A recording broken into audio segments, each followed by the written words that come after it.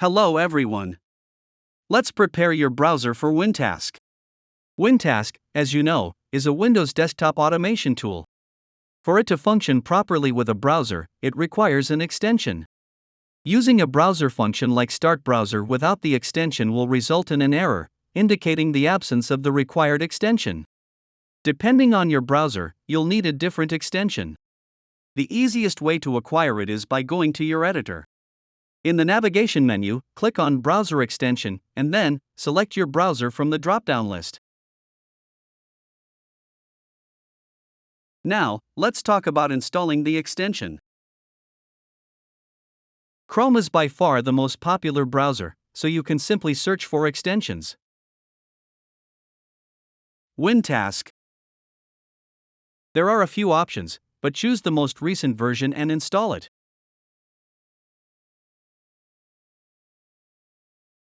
After installing, restart your browser. Running the script now will open the page without any error.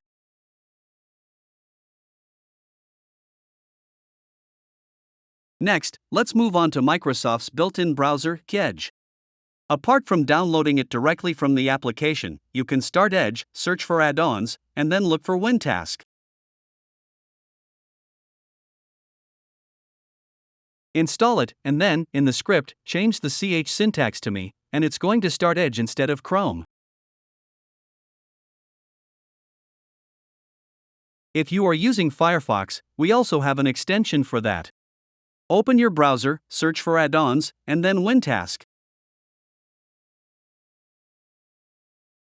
Here it is, the x64 WinTask extension, which has been on Firefox for a while, but it's still reliable. Install it, change the me in the script to FF, and it's going to run the script on Firefox. Thank you for watching. Use the trial link to try WinTask for free for 30 days.